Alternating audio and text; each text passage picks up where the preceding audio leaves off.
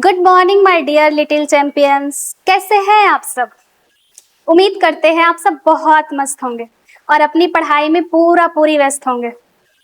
प्यारे बच्चों, इस क्लास में मैं आप लोग के लिए एनवीएस का 10 वीवीआई क्वेश्चन लेके आई।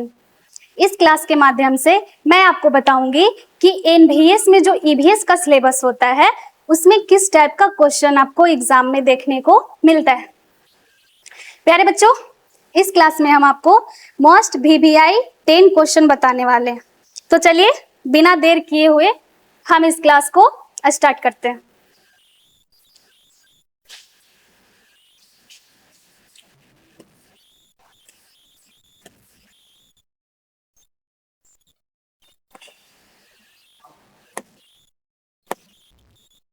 देखिए, पहला क्वेश्चन है, which animal is used by the police because of its super sense of smell.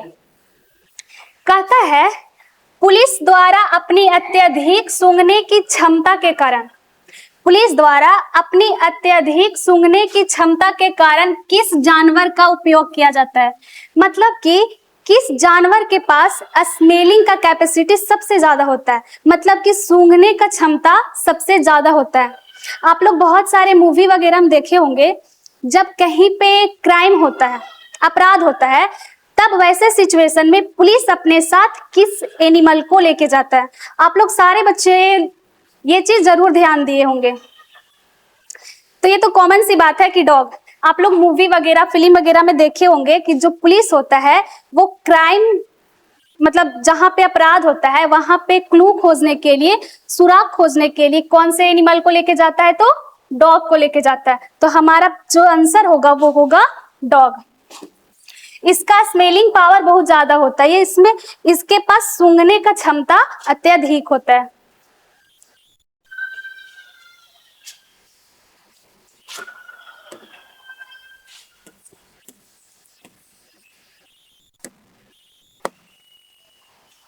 हमारा जो दूसरा क्वेश्चन है वो कह रहा है, how do we preserve raw mangoes at home to eat them for a long time. कहता है हम घर पर कच्चे आमों को लंबे समय तक खाने के लिए कैसे सुरक्षित रख सकते हैं। प्यारे बच्चों, आप लोग एक बात बताइए, हम अगर कच्चे आम को खरीद के, मार्केट से खरीद के अपने घर पे लाते हैं तो उसको हम ज्यादा समय तक यूं ही ऐसे ही खुला छोड़ के नहीं रख सकते हैं। क्यों? क्योंकि वो बहुत जल्दी खराब हो जाएगा। तो इस क्वेश्चन के माध्यम से ये बताना चाहता है कि हम कच्चे आमों को किस मेथड से रखेंगे कि वो आम हम लंबे समय तक उसको खा सकते हैं। बताइए तो। देखिए, हमारा पहला ऑप्शन कह रहा है बाय बॉइलिंग देम, यानी कि उन्हें उबाल कर। कच्चे आम को अगर आप उबालते हो तो क्या वो लंबे समय तक रहता है? बिल्कुल नहीं।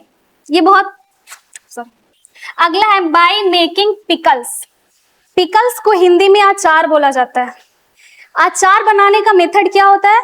तो अचार बनाने से पहले हमको क्या करना पड़ता है कि आम को हम लोग कट करते हैं, उसको धूप में सुखाते हैं। सुखाने की वजह से क्या होता है ना कि उसका जो नमी होता है, उसमें जो पानी, मतलब पानी का जो अंश होता है वो ड्राई हो जाता है। और फिर पिकल का प्रोसेस में क्या सबसे ज्यादा मात्रा में जो डाला जाता है वो है साल्ट एंड ऑयल, यानी कि नमक और तेल। नमक और तेल डालने से क्या होता है कि वो लंबे समय तक खराब नहीं होते हैं।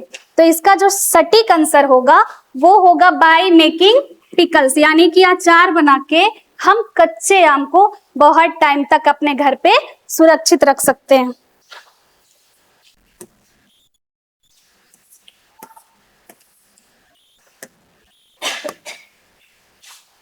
थर्ड क्वेश्चन क्या कह रहा है, India has many beautiful festival, which festival is known as the festival of colours.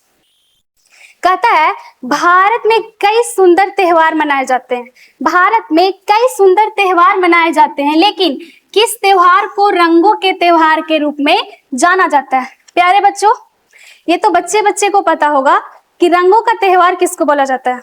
किस फेस्टिवल पे हम लोग कलर से खेलते हैं, कलर से मतलब उस फेस्टिवल को सेलिब्रेट किया जाता है। तो इसका सटीक आंसर क्या होगा? होली।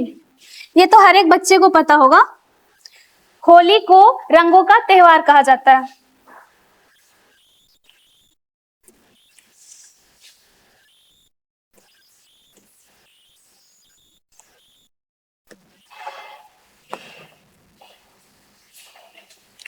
फोर क्वेश्चन में है, which of the following is not a natural disaster.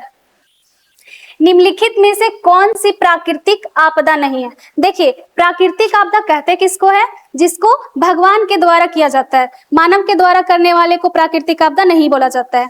जो आपदाएं भगवान के द्वारा आती हैं उनको हम प्राकृतिक आपदा बोलते हैं। जैसे में देखिए, फ्लड को तो बाढ़ बोला जाता है। प्यारे बच्चों, बाढ़ जो है वो तो हम इंसान ला नहीं सकते हैं, उसको लाने का मुख्य रीजन क्या है, नेचुरल, प्राकृतिक। अगला है साइक्लोन, इसको हिंदी में चक्रवात बोलते हैं। ये भी नेचुरल डिजास्टर, ये भी नेचुरल डिजास्टर के द्वारा होता है। अगला है अर्थक्वेक, यानी कि भूकंप। भूकंप भी एक प्राकृतिक आपदा का उदाहरण है। देखिए, अगला है रोड एक्सीडेंट। रोड एक्सीडेंट को हिंदी में सड़क दुर्घटना बोलते हैं। ये दुर्घटना तो हम इंसानों के द्वारा होता है, इसको तो भगवान नहीं करवाते हैं। तो हमारा जो सटीक आंसर होगा वो होगा रोड एक्सीडेंट। रोड एक्सीडेंट इसका सही आंसर है।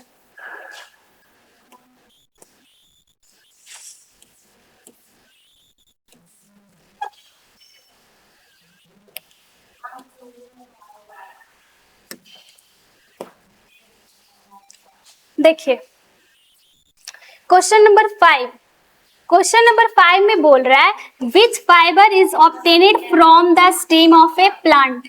मतलब पौधे के तने से कौन सा रेशा प्राप्त किया जाता है। पौधे के तने से कौन सा रेशा प्राप्त किया जाता है। देखिए, पहला ऑप्शन में दिया हुआ है वूल। प्यारे बच्चों, वूल का मतलब होता है ऊन, और आप लोग को ये बात अच्छे से पता होगा कि ऊन हमें जानवरों से मिलता है। ऊन हमें कहाँ से मिलता है, जानवरों से मिलता है, इसलिए ये तो ऐसे ही रॉन्ग हो जाएगा। अगला है सिल्क, जिसको हिंदी में रेशम बोला जाता है, और जो रेशम होता है वो हमें कीड़ों से मिलता है, इंसेक्ट से मिलता है, इसलिए ये ऑप्शन भी हमारा रॉन्ग हो जाएगा। अगला है कॉटन। प्यारे बच्चों, ये बात ध्यान दीजिएगा कि ये जो कॉटन है ना, वो भी हमें प्लांट्स से मिलता है, लेकिन सिचुएशन यहाँ पे है ना, यहाँ पे स्टीम कहा गया है। प्लांट से तो मिलता है लेकिन स्टीम होना चाहिए, यानी कि तना से मिलना चाहिए।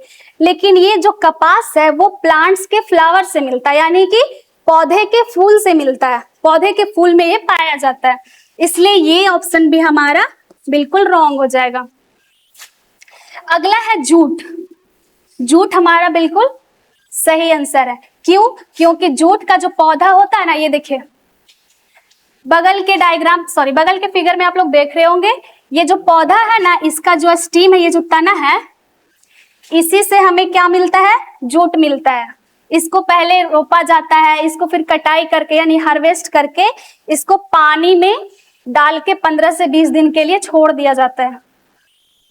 चलिए अगला क्वेश्चन देखते हैं।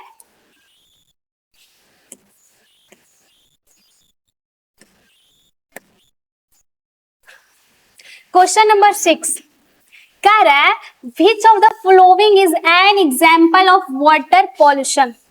कहता है निम्नलिखित में से कौन सा जल प्रदूषण का उदाहरण है। देखिए, हम ऑप्शन से समझते हैं। पहला जो ऑप्शन है वो है क्लीनिंग रिवर्स, यानी कि नदियों की सफाई।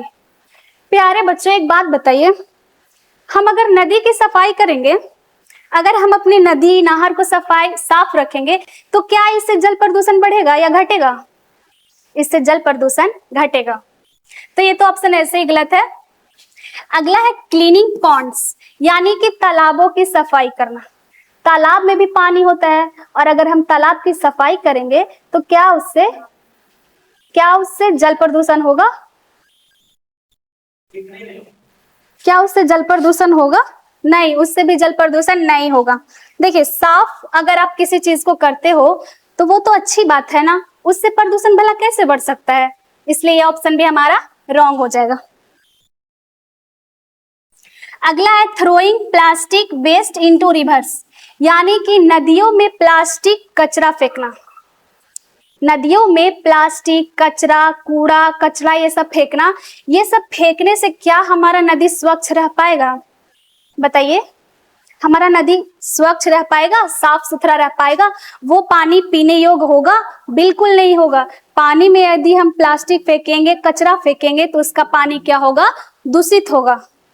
उसका पानी क्या होगा, दूषित होगा। इसलिए हमारा जो सटीक आंसर है वो है throwing plastic waste into rivers, option number C.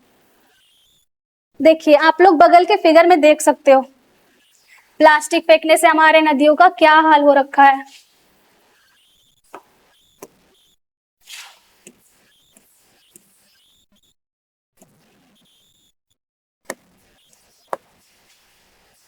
Question number 7, which national symbol is correctly matched, यानी कि कौन सा राष्ट्रीय प्रतीक सही रूप से मेल खा रहा है, कौन सा राष्ट्रीय प्रतीक इसमें सही रूप से मेल खा रहा है।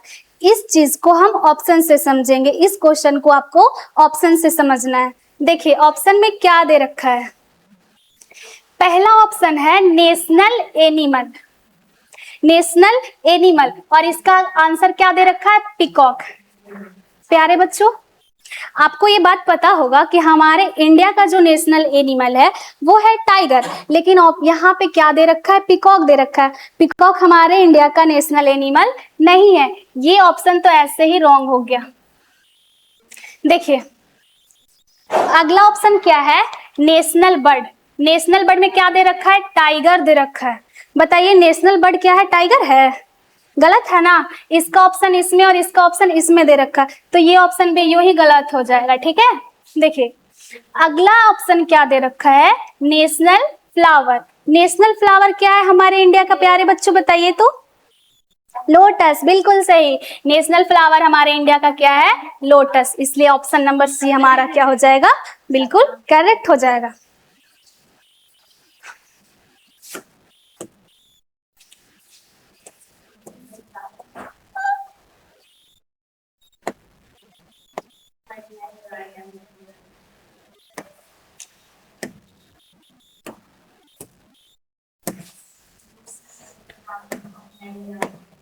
देखिए क्वेश्चन नंबर 8 क्या कह रहा है, which state has the largest forest area in India, मतलब भारत में सबसे अधिक वन क्षेत्र किस राज्य में है, भारत में किस राज्य में, भारत के किस राज्य में सबसे अत्यधिक वन क्षेत्र पाया जाता है, मतलब कि किस राज्य में वन का जो संख्या है वो अत्यधिक है, मतलब बहुत ज्यादा जंगल पाया जाता है। राजस्थान, यहाँ तो नहीं पाया जाता है। मध्य प्रदेश, हाँ मध्य प्रदेश में सबसे ज्यादा वन पाया जाता है, सबसे ज्यादा जंगल का संख्या वहीं पाया जाता है, मतलब लार्ज अमाउंट में वहां पे जंगल है।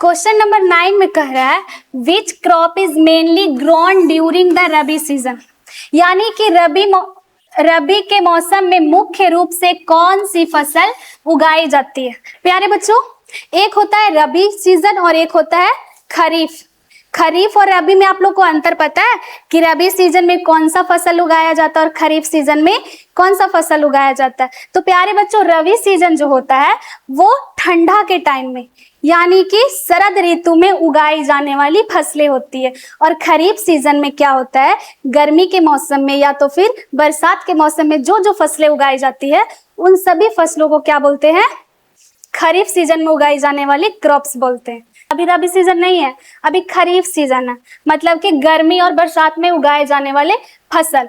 तो इसमें देखिए राइस दिया हुआ, राइस ठंडा में मतलब शरद ऋतु में होता है, नहीं, राइस जो होता है वो गर्मी के मौसम में होता है। आगे है मेज, ये भी नहीं होगा। फिर है वीट, वीट मतलब गेहूं, गेहूं का जो फसल होता है वो रबी के मौसम में होता है, यानी कि ठंडे के समय में होता है।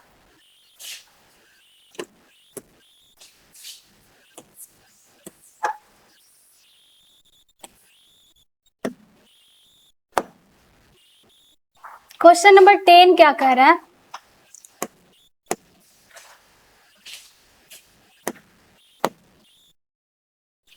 A child touches a hot utensils and immediately withdraws the hands. Which sense organ first detects the heat? कहता है एक बच्चा गरम बर्तन को जैसे ही टच करता है, एक बच्चा गरम बर्तन को जैसे ही टच करता है वो अपना हाथ पीछे खींच लेता है, वो अपना हाथ पीछे खींच लेता है और कहता है कौन सा ज्ञान इंद्रिय सबसे पहले गर्मी का पता लगाता है। मतलब उसके बॉडी में कौन सा सेंस ऑर्गन है जो उसको सबसे पहले ये इंफॉर्मेशन दे रहा है कि तुम्हारा हाथ जल रहा है। बताइए तो।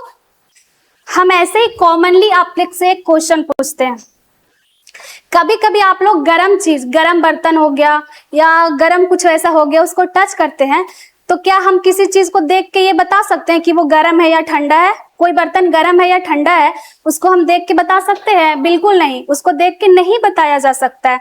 जब तक हम उसको टच नहीं करेंगे, जब तक हम उसको टच नहीं करेंगे, हमको फील ही नहीं होगा कि वो गरम है कि ठंडा है कि क्या हो। ठीक है, तो टच करते हैं तो हमको कैसे पता चलता है? स्किन के माध्यम से पता चलता है ना कि वो गर्म है या ठंडा है। देखिए इसका सटीक आंसर होगा स्किन, यानी कि त्वचा। त्वचा से ही हमको पता चलता है, गर्म और ठंडा होने का एहसास पता चलता है। प्यारे बच्चों, ये था हमारा आज का क्लास। उम्मीद करते हैं ये क्लास आपको अच्छे से समझ में आया होगा। मिलते हैं आपसे अगले क्लास में।